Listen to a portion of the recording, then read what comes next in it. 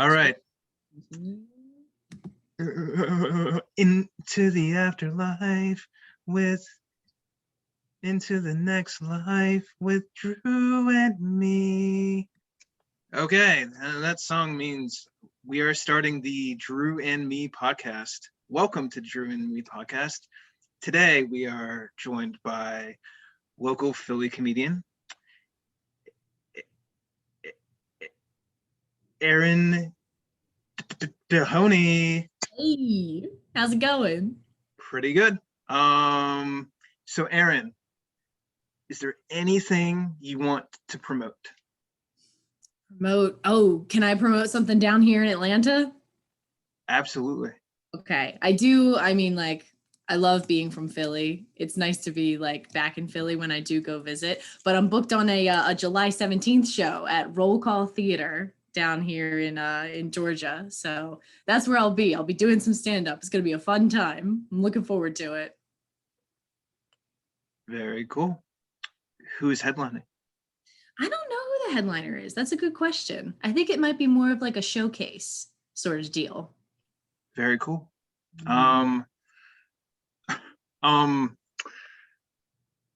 cool. I appreciate you taking the time to be on the show. I'm excited to talk about movies and music, read some sketches. We'll have fun. It sounds good, dude. I appreciate that. Okay, let's jump right in. All right.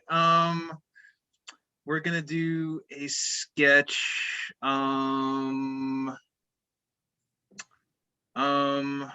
one about the Kiwis or the one about the Sarahs?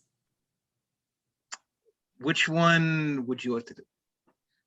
Let's do the Sarah sanctuary. All right. All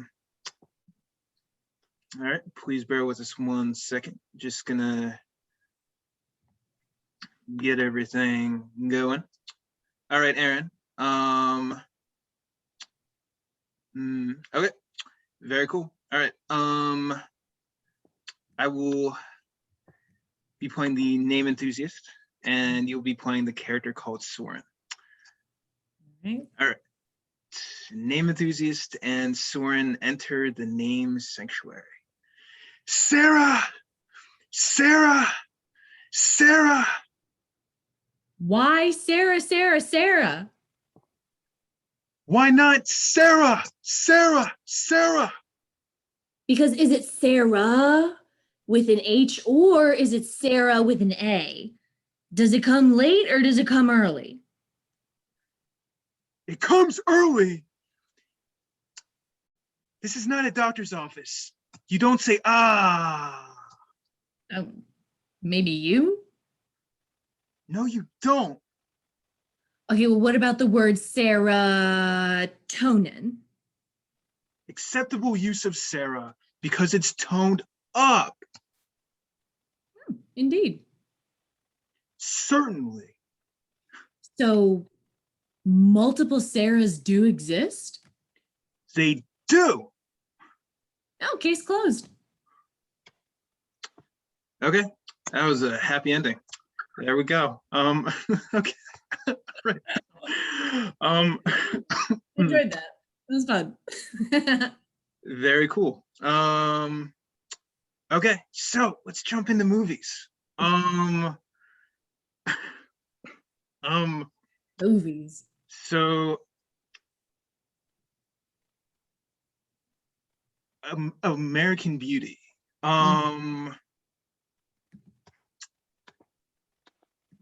What are your two favorite actors from that movie? Favorite actors from American Beauty? Mm-hmm. Your two favorite performances in that movie. The two favorite performances that the actors get. I mean, the reason that I picked it, because you asked for like two movies that we could compare, right? Like, yeah, and sort of see the parallels. So like American Beauty, it describes itself, it's like a Black comedy drama, right? Like yeah. it kind of presents itself as funny. I think American Beauty is like one of the most dark, fucked up movies. Sorry. What kind of language can I use? Is this like an R-rated podcast? Am I gonna get it could be family friendly if you want.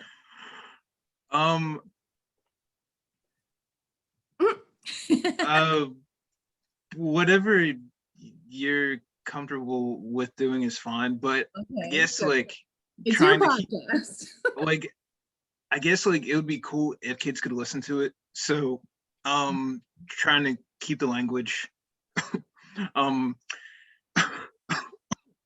um trying to keep the language clean would probably be a good idea. Keep it But clean while talking about American Beauty. at the same time though, in watching this again today, like I like totally agree that it's like super dark and I get like really uncomfortable watching it, but that's very Sam Mendes. Like I'm not sure, have you seen Revolutionary Road? Mm-mm, I haven't. Really dark, the reunion between Kate Winslet and Leonardo DiCaprio from Titanic. But Revolutionary Road is a very sad and arduous movie. But this is like I will tell you, okay, my very first impression of American Beauty, I remember I was at Temple and I was in a film class and the teacher just showed us like that first introductory clip. Like, you know, the voiceover over the houses, he's putting on the slippers and like all the very purposeful shots and like it sets and she's like cutting the roses and everything. That sets the whole tone for the movie that you're going to be really uneasy and it's going to be suburbia, but you know something really, really terrible is going to happen. And I think that's what makes it funny, you know, that like, because like it has the boyfriend, the film student, and he films the plastic bag floating in the wind. Remember, like he just follows it with his camera and he thinks it's like the most beautiful thing he's ever seen.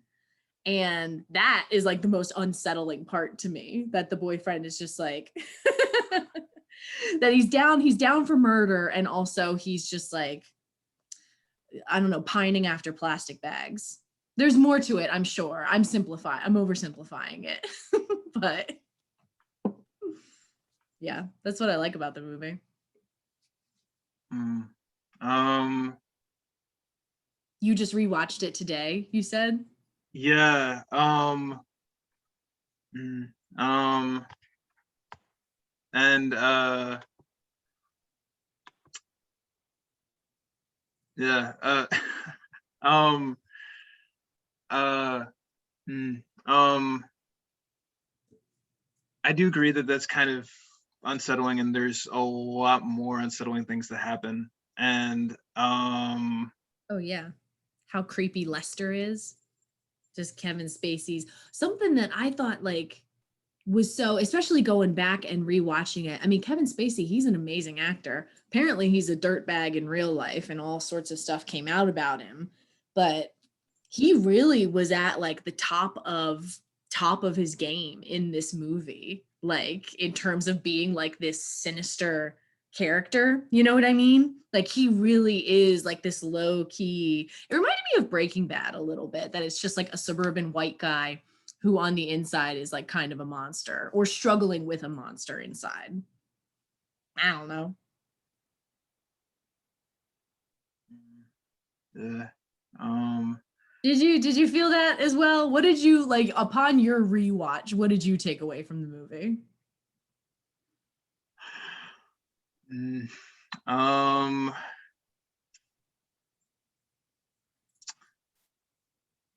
social commentary on people with like pent up feelings, and that people need to do what they actually want to do, and if people are doing things a certain way, there's a reason. Like the Wes Bentley character, who's the kid who films Thor Birch, like the guy who like he films the bag. Films the bag and he like dates the daughter, He right? does, yeah, he does, and I think has sex with the daughter, which there you go. That was what he wanted. He got what he wanted. So it's the kind of thing. Uh, And then they run away together, don't they? They I shoot him and then they escape, right? They I or do the police honest um yeah, I don't know. Um, it's the kind of thing. Mm, um, mm, um, I'm on the Wikipedia page. I'm gonna look up how it ends. the music, the cinematography. I can tell you any production fact about this movie. The resources. Hang on. That's totally cool. No, yeah, no, I think it does end just with Kevin Spacey's character. He's dead. The Chris Cooper character shot him, and this movie made Chris Cooper's career. And it was that scene in the rain at the end of the movie where he's crying and he gives Kevin Spacey a kiss, and because he thinks his son is gay, and that's like shattering him because he's secretly gay, but because he's like military and stuff, he had to hide it. But this was an era where homophobia was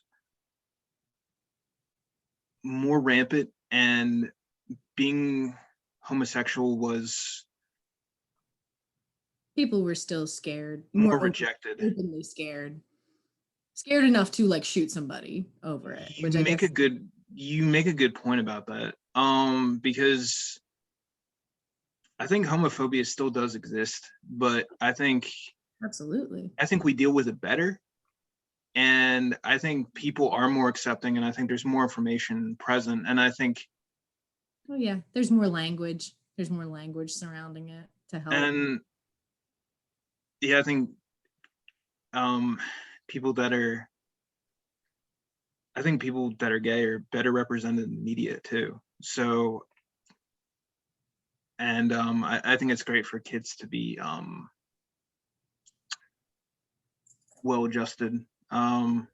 So I forgot that huge arc, that part of the movie, because I was so focused on, because it's like, it's the A plot, the daughter wants to kill her dad. She and her boyfriend want to kill the dad, and the dad is lusting after her friend. But then there's also the next door neighbor dad, the military guy, the one who like kisses Kevin Spacey at the end. I forgot about his struggle in it too. Man, that's sad. That's a really sad ending for that character, It's super sad for like all parties involved. Yeah. Oh my God. And Annette Bening as the wife. Wait, what is her name? Carolyn Burnham. Lester and Carolyn. Yeah.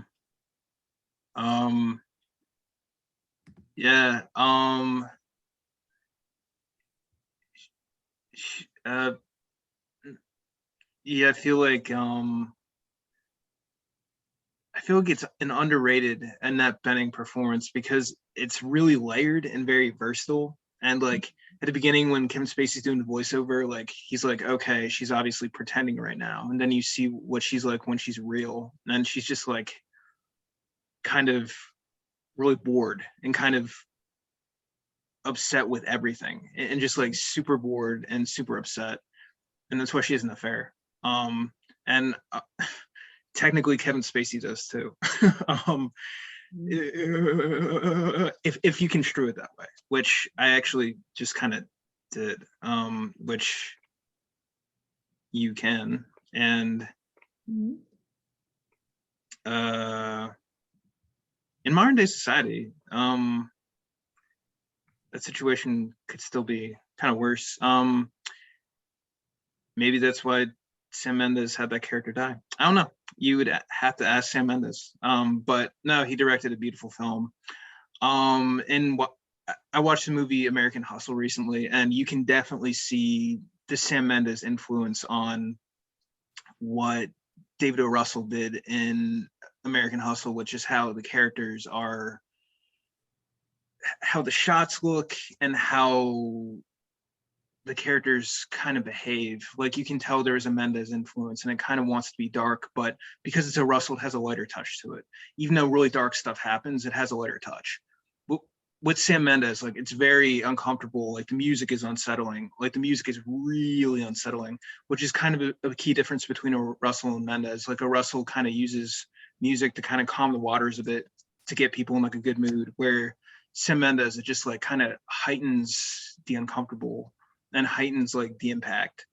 So it's really interesting how you can use music in that way to get like a different response. But in rewatching it, I also noticed that Sam Mendes was very influenced by Stanley Kubrick. You can see A Clockwork Orange in like some of the shots, and how like the Mina Savari character is depicted, and how like the sexualization of her, and how Kevin Spacey becomes infatuated, and how like Oh yeah, because the movie it takes you so deep inside of his head, and the dreams, like the progression of dreams that he has all throughout the movie. That's what's so unsettling about it, is you see all these other things going on around him, but when you're watching it, you're in his head and you realize like how far gone this dude is, like this seemingly normal dude. There's a really good part I'm reading, because there's all these different themes. There's imprisonment, like he feels imprisoned by his home life, and there's a point where he's looking at the computer screen, and the files, the stuff on the screen looks like prison bars, like, and it just looks like he's looking at you from inside of a cell. That's the kind of, I love when directors and like filmmakers do that.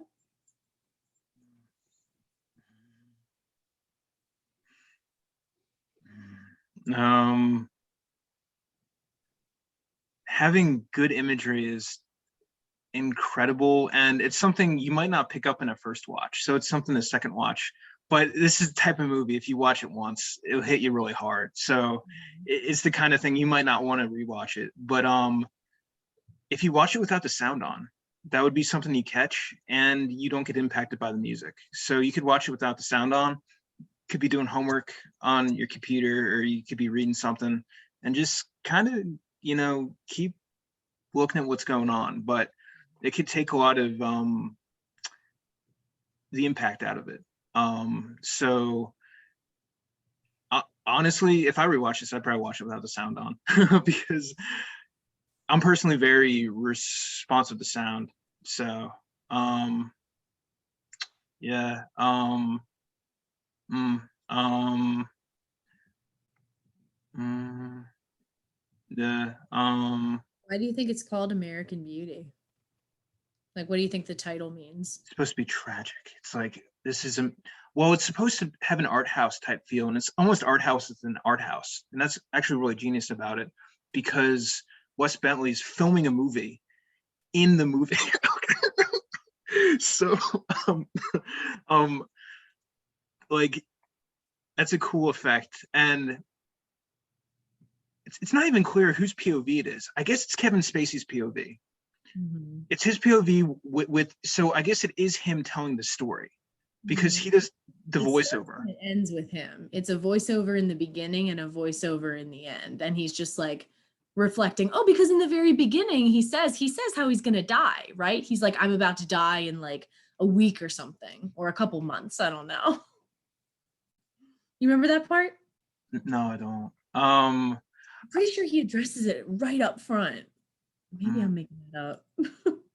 mm, um, uh, um, no, he does say he's gonna die at the beginning of the movie. Mhm, So then it's just a question of how does it happen? mhm. Does his wife kill him, or does Chris Cooper kill him? You can kind of see that his wife doesn't actually look like she'd do it. Like, she has the gun in her hand and she's like all ready to do it. But Uh-huh. I don't. That's a good question though. Would she actually have done it? I'm not sure if she would have, because I don't think so. um um she, like,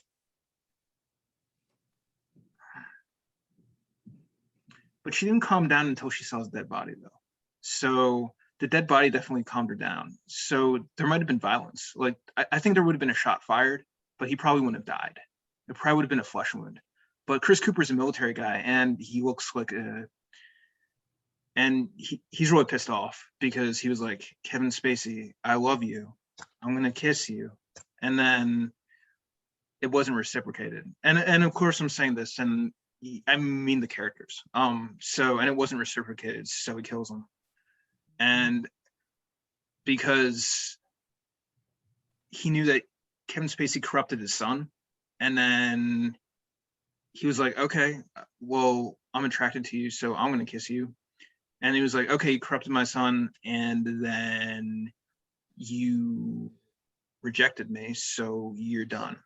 Mm. So It's interesting. I actually never thought about it twofold with that, but it isn't justified because you can't kill people. So, but that could be a sequel. The sequel could be American Tragedy, the trial of the Chris Cooper character. The dad? No, the son. The dad. The dad. Because if he's convicted, you could show the trial part. Yeah. That would be good heavens. I don't know if they could make a sequel to it. I wouldn't touch it. I like the way it ends. I like the ending. I think that's what makes it a classic. That's why people like look back at it and say that it's like maybe not a classic, but just like an important film of the day, of the era, because it does capture something very like, it came out in 99, right? 99 or 2000. Mm-hmm.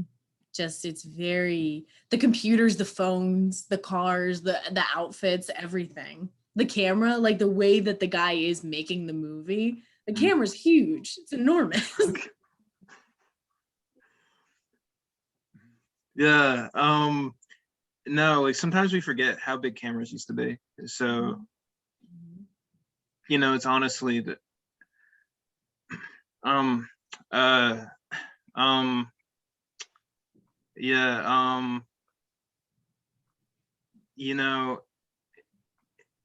it's the kind of thing, things change over time. So, but a parent could show their kid a clip from American Beauty and be like, this is what cameras used to look like. So there you go. Good for research purposes. It's good for an anthropology class. How so? Like you could look back and see the artifacts of 99 and 2000 and what they were, how they called each other. Even like the high school, because it's funny how much of it happens, like, because so much of it is at the school, like surrounding that. And so you see really what like the teen trends were, you know what I mean? That's what captures an era more than anything.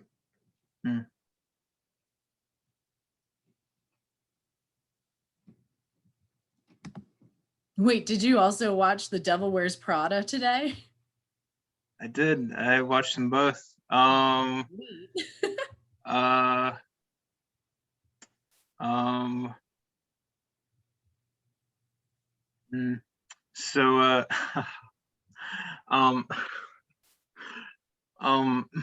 I'm jumping ahead. I'm jumping way off of American Beauty. No.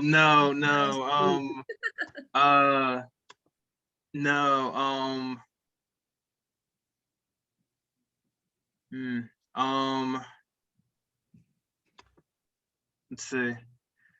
So I talked about the musical a little bit. What did you think of the music? Music in American Beauty? Yeah.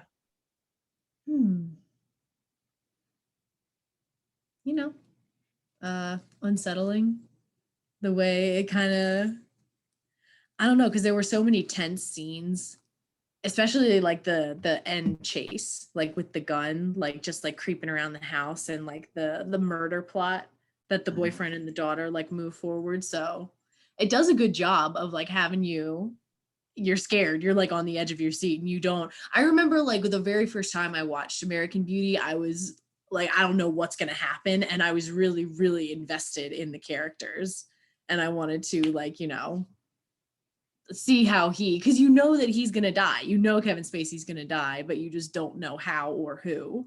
So it did a good job that way of you're in the audience and you're like, I need to know how this ends, and you don't know how it's gonna end. It keeps you guessing. That's what I liked about the music.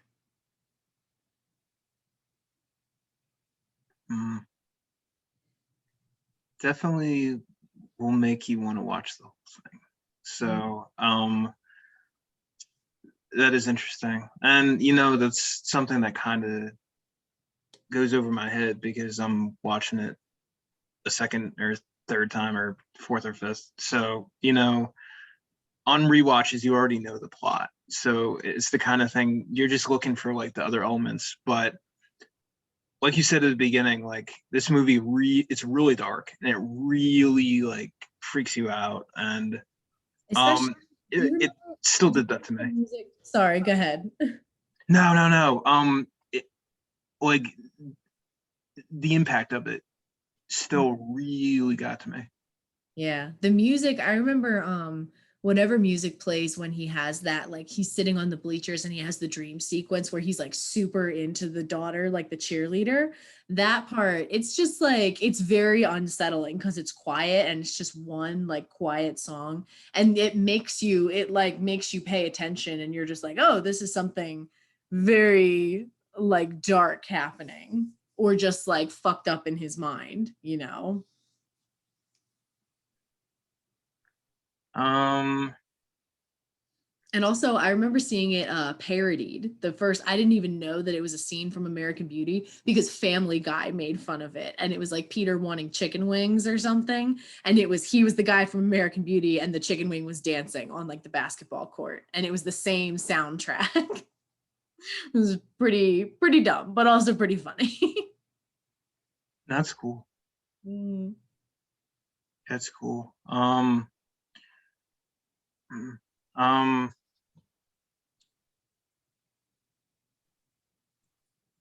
let's transition to music now. Love it.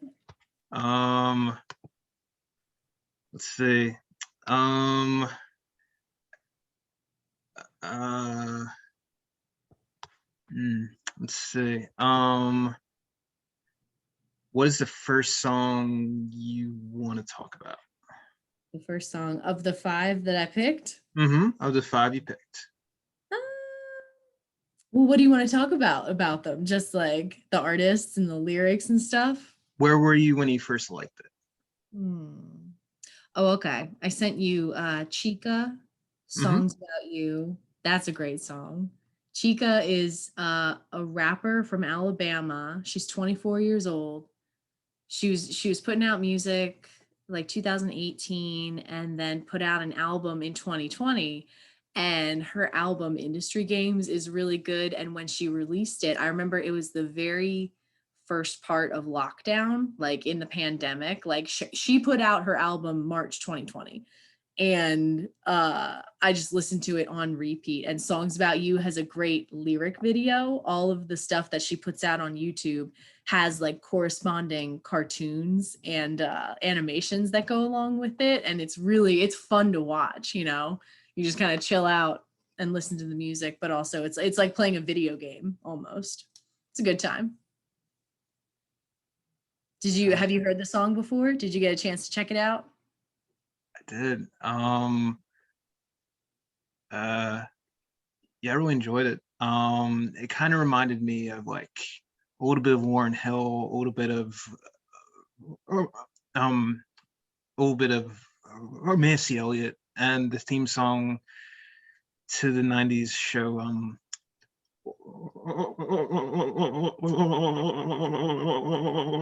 Oh, that the original that was on the '90s. I'm not sure if you grew up with the '90s version or the 2000s.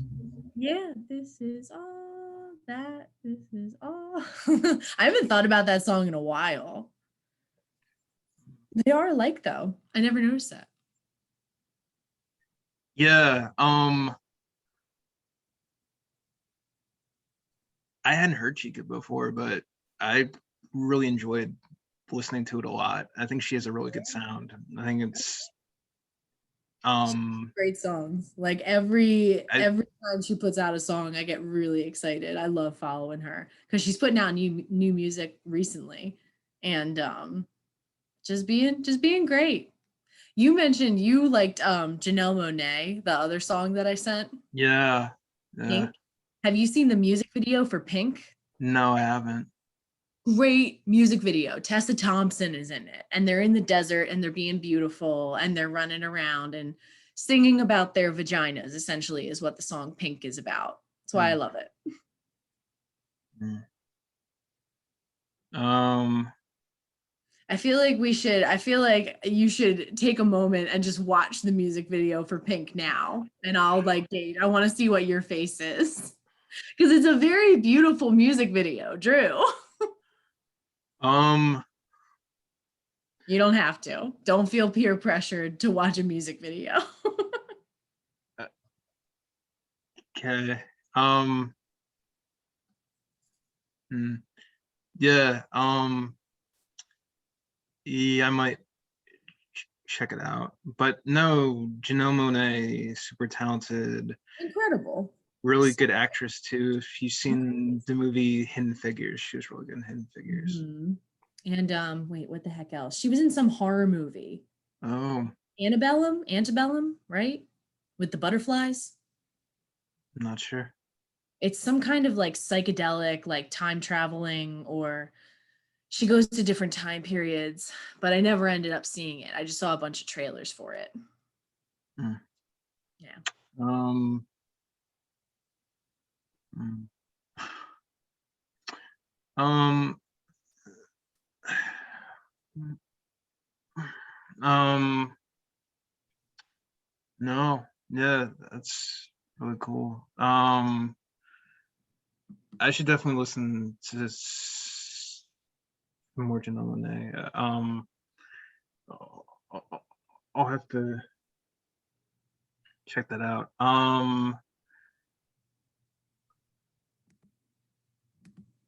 What is your favorite aspect of that of that Janelle Monae song? I don't know. It's got a good beat. It's got a good refrain. Cuz it's just like I don't know. It's lyrics that don't really make a lot of sense. Like she's just listing things and it is an ode to, you know, pussy, like vaginas. It's about the song Pink is about how much Janelle Monae loves lady bits and will write poetry and sing a song about it. And the music video just goes along really beautifully. It's really uplifting. It's just like women being happy and like skating around to this great song. And it's about how being free makes you feel happy. It's great. It's so catchy. Um, uh, what are some similar artists to Janelle Monae? Janelle Monae. Who's like Janelle Monae? There's not a lot of people like her. She's very unique. Lady Gaga, maybe. They're both pretty like, they're big on their performances. They're both really talented. They're both very petite. They're both really short ladies, like Mm, short queens, you know, mm. very like huge energy. And then in terms of just like stature, you're like, oh, you just give off tall energy. Have you ever met somebody like that? Like they have a huge personality, and then you're just like, oh, you know, you're shorter than I expected, which isn't a Mm. bash or anything. It's just like, sometimes people give off energy like they're 8 feet tall. Like Janelle Monae. I think she does. Yeah, it is interesting. Um,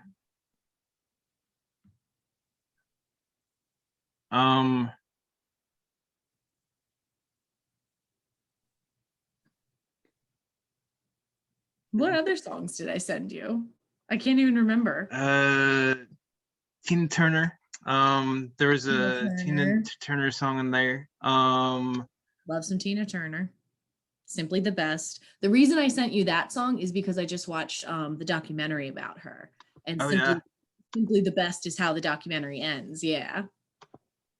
Mm, But that's another good music video because she's running around with a horse. She's doing like horse dressage, Tina Turner, and it is sick. It's like very 80s. It's very definitely fueled by a lot of drugs. Everybody on the set was doing all sorts of shit, including the horse. I think the horse was snorting carrots or something. I don't know, but it's a great song. And the documentary is dope too. um,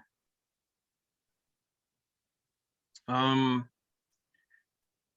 yeah, I'm definitely a Tina Turner fan. I should probably listen to more of her music because yeah, and just listening to this today, I actually really enjoyed it. Uh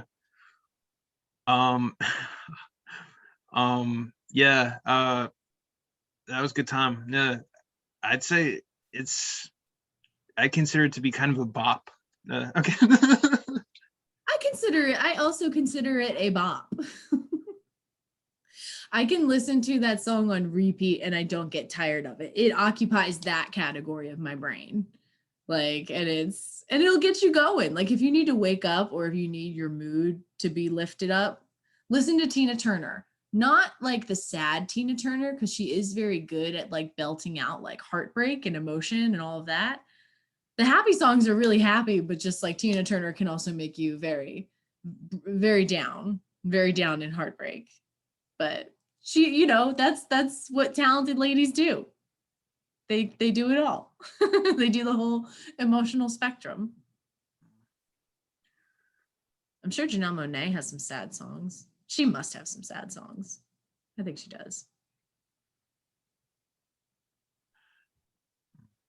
Um, I'm just thinking out loud. Pardon me. no, no, no, no, no, no, no, no. Oh, also, I'm super sorry, but is it okay if I got a dip in 4 minutes? It's I didn't want totally to just cut out immediately. no, it's okay. Um, okay. Thank you Well, for listening. thank you for being on the show, Erin. It's been cool. Got to listen to some different music. It was cool. It was awesome hearing your take on it, hearing your take on American Beauty. We both agree that the movie is pretty fucked up, but it's fucked up in a lot of different ways, and that makes it really special. In so many ways. It's a layered taco dip of being fucked up. There's so many fucked up aspects to it. And the credit to Sam Mendes for being a really talented director. Yeah, for real. It's extremely well made, and it came out over 20 years ago, and it still holds up pretty well. So I, you know, that's great. And yeah, So and we'll return for part two. We can record the rest and talk about other things and do your other sketch, the Kiwi sketch. yeah, yeah, that that um um um yeah, that should be fun. And yeah, um that was cool.